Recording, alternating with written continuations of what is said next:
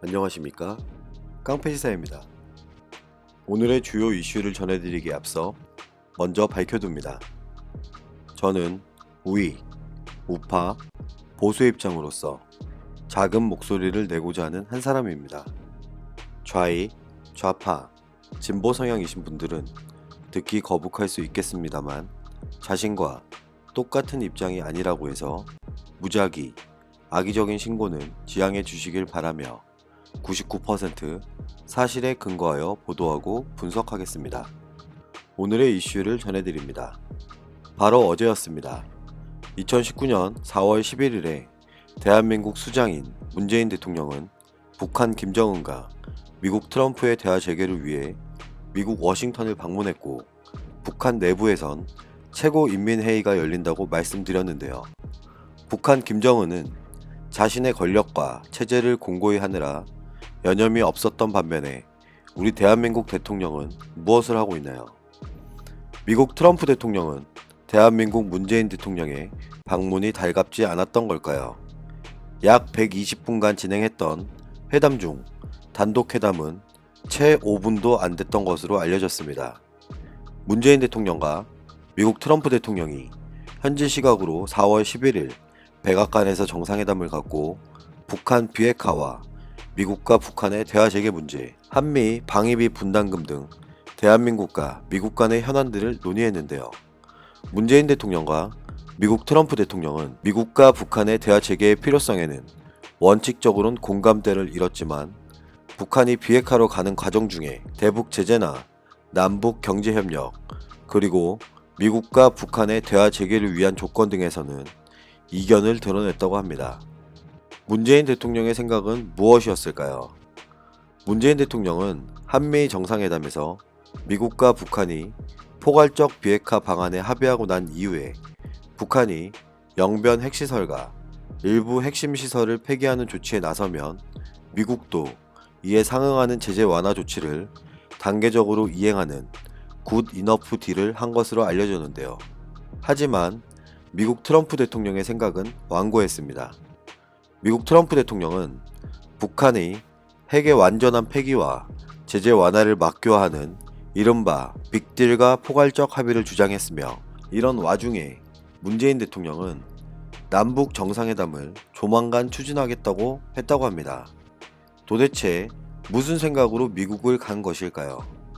미국을 설득하려고만 하지 말고 북한 김정은의 입장만 대변하려 하지 말고 우리의 동맹국가인 미국의 입장을 조금 더 수용하는 모습을 바랬던 건 저만의 욕심이었을까요?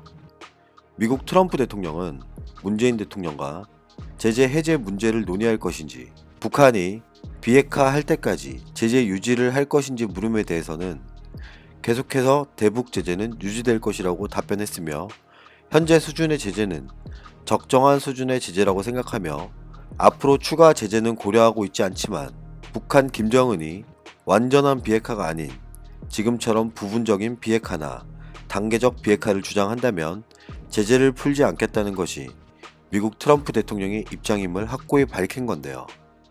대한민국은 지금 정전 상태인 분단 국가고 북한의 위험에 1순위로 노출되어 있는데 우리나라 문재인 대통령은 지금 무엇을 하고 있나요? 이거 뭔가 바뀐 상황 아닙니까? 오히려 더 강력한 제재를 요청해야 정상 아닌가요? 문재인 대통령과 미국 트럼프 대통령은 3차 미북 정상회담 재개에 대해선 원칙적 의견 합의를 이루었으나 그걸 시행하기 전의 과정과 그 속도에 대해선 대한민국 문재인 대통령은 조속한 재개를 밝힌 반면에 미국 트럼프 대통령은 절차를 밟아야 하라며 차이가 극명하게 드러났습니다. 대한민국과 미국의 두 정상은 한미 정상회담 후 공동 성명이나 공동 언론 발표를 하지 않고 양국의 입장을 담은 언론 발표를 개별적으로 했는데요. 정의용 국가안보실장은 한미 간의 언론 발표문은 조율됐다라고 하지만 한미의 발표문은 서로 다르다라고 밝혔습니다. 이를 두고 일부 외교가에서는 북한의 비핵화와 제재 완화 등에 대한 의견 차이 때문에 공동 언론 발표를 못한 것 아니냐는 분석이 나오고 있습니다. 이렇게 대한민국 문재인 대통령이 미국 트럼프 대통령과 적절한 합의를 이뤄내지 못하고 삐걱대고 있을 때 북한 내부에선 무슨 일이 일어났을까요? 지난 4월 11일 북한 최고인민회의가 열렸던 북한에선 김정은 2기 체제가 새롭게 열렸는데요. 북한 최고인민회의에선 김정은은 국무위원장의 직책은 그대로였지만 위상은 더 높아졌고 주요 요직의 간부들은 세대 교체가 진행이 됐는데요. 김정은이 그렇게 외치며 강조한 자력갱생을 실현하기 위해 어쩔 수 없는 인적 쇄신이었다는 평가라고 전문가들은 분석했습니다. 이런 와중에 뜻하지 않은 인물이 노동당을 장악했는데요. 바로 북한의 최룡해입니다. 북한 최룡해는 어떤 인물일까요? 최룡해는 황해남도 신천군 출신이며 만경대 혁명학원과 김일성 종합대학 정치경제학과를 졸업하였고 북한 김일성의 최측근이었던 최연의 아들로 혁명 2세대로 볼 수 있을 것입니다. 2019년 4월 12일 오늘 현재 최룡해의 기존 직책은 조선민주주의인민공화국 최고인민회의 상임위원회 위원장, 조선민주주의인민공화국 국무위원회 제1부위원장, 조선노동당 부위원장, 조선노동당 정치국 상무위원, 조선노동당 중앙군사위원회 위원, 최고인민회의 대의원입니다. 예전에는 북한에서 가장 실세 자리를 할 수 있는 조선인민군 총정치국장 자리에도 앉아 있었으며 2015년 11월 이후에는 실각했던 것으로 알려졌었는데요. 하지만 곧바로 복귀하며 2016년 2월 다시 서열 3위로 자리 잡았고 2017년 10월에는 다시 서열 2위가 되었습니다. 북한 김정일 시대, 김정은 시대 모두 많은 이들이 숙청을 당했음에도 불구하고 다시금 권력의 정점에 복귀하는 모습을 보여주고 있는데요. 최룡해 북한 노동당 조직지도부장은 국무위원회 제1부위원장직과 최고인민회의 상임위원장직을 차지하며 북한 내부의 주요 요직을 깨찼습니다.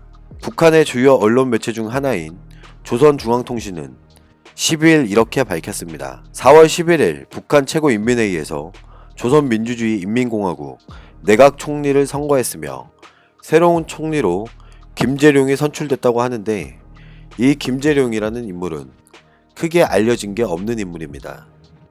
왜 크게 대외적으로 알려지지 않은 사람이 갑자기 나타났을까요? 이건 북한 김정은이 4월 10일에 열렸던 노동당 중앙위원회 전원회의에서 25번이나 얘기한 자력갱생의 의지가 담겨있다는 평가가 지배적인데요. 북한 김정은은 이 회의에서 자력갱생과 자립적 민족경제는 우리식 사회주의의 존립의 기초, 전진과 발전의 동력이고 우리 혁명의 존망을 좌우하는 영원한 생명선이라고 말했고 사회주의 강국을 건설하는 것이 우리 당의 확고부동한 정치 노선이라는 것을 강조했습니다. 새로운 총리 임명뿐만 아니라 새로운 인물들이 주요 요직을 맡았고 북한 내부에서 자력갱생을 강조하는 만큼 국가 예산은 지난 2018년에 비해 105.3%로 늘어나며 이중 경제건설에 필요한 자금을 2018년에 비해 105.4%로 늘려 지출 총액의 47.8%에 해당한 자금을 돌렸다며 조선중앙통신은 밝혔습니다. 북한 최룡해가 명실공히 북한의 완벽한 이인자가 됐는데 이건 우리에게 어떤 의미로 다가올까요? 여러분은 어떻게 생각하십니까? 북한 최룡해가 김정은 2기 체제에서 새롭게 만들어진 국무위원회 제1부위원장직에 오르는 동시에 최고인민회의 상임위원장직도 차지하여 당정을 모두 장악했는데 이건 긍정적일까요? 부정적일까요? 북한 최룡해가 북한의 진정한 2인자의 자리에 오르기 전까지 그 자리를 깨차고 있었던 인물이 있습니다. 바로 올해로 91세가 된 김영남 전 상임위원장입니다. 1998년 9월 최고인민회의 상임위원장을 맡은 지 21년 만에 자리에서 물러나게 된 건데요. 이제 김영남은 어떻게 되는 걸까요? 판단은 여러분이 하시면 됩니다.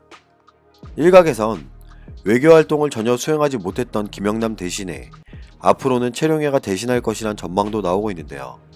대한민국의 한 전문가는 이런 분석을 합니다. 과거에 중국과 러시아에 북한 김정은 특사로 파견된 적이 있었던 최룡해가 이번에 북한 김정은의 특사로 미국을 방문하게 될 가능성이 커졌다며 김영철이 아닌 최룡해가 북한 김정은의 특사로 미국과의 외교라인 전면에 나선다면 미국과 북한 간의 비핵화와 제재 완화 협상에도 새로운 돌파구가 마련될 수 있을 것이라고 예상했습니다.